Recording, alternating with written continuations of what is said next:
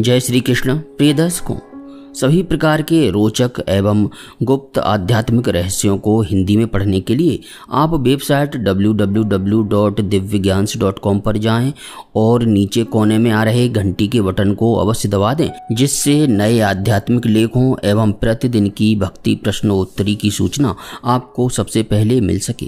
प्यारे प्रभु प्रेमियों, भक्ति की करनी को समझ पाना अत्यंत दुर्लभ है।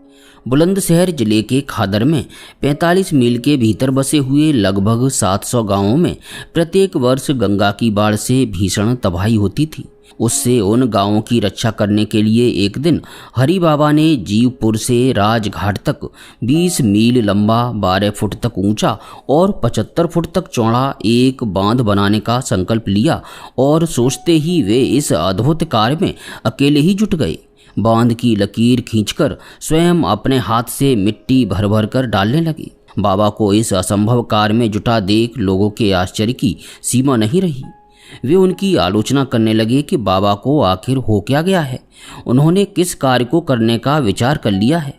बाबा ने यह संकल्प अपने बल पर नहीं बल्कि हरि नाम की असीम कृपा के बल पर लिया था। सन 1922 के पौष मास में उन्होंने एक दिन सिलारा घाट पर अपने कुछ प्रेमियों के साथ नाम कीर्तन किया। फिर गंगा माता को प्रणाम, गणेश पूजन, स्वस्ति वाचन और मंगल पाठ के पश्चात मिट्टी डालने का काम शुरू किया।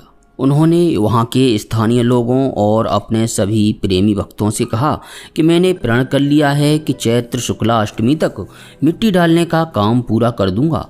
यदि ऐसा न कर सका तो प्राण त्याग दूंगा। आप में से जो कोई भी सहयोग करना चाहें, बांध का जो भी काम करें, हरि नाम का उच्चारण करते हुए करें। मुझे पूर्ण विश्वास है कि नाम प्रभु हमारे संकल्प को अवश्य पूरा करेंगे। बाबा जी के इस संकल्प से लोगों के शंका और तर्क वितर्क करने का अवसर न रहा। बाबा ने प्राण की बाजी जो लगा दी थी। बाबा के अनंत प्रेमी भक्तों के पास अब बाबा की सहायता करने के अतिरिक्त और कोई विकल्प नहीं था। पर इस विशाल कार्य के लिए बहुत अधिक धन, इंजीनियरों और श्रमिकों की भी आवश्यकता थी। केवल श्रमदान से मिट्टी डालकर तो इसका होना संभव ही नहीं था। इसलिए बाबा समय निकालकर कुछ भक्तों के साथ भिक्षा को भी जाने लगे। थोड़े ही समय में सारी व्यवस्थाएं हो गईं।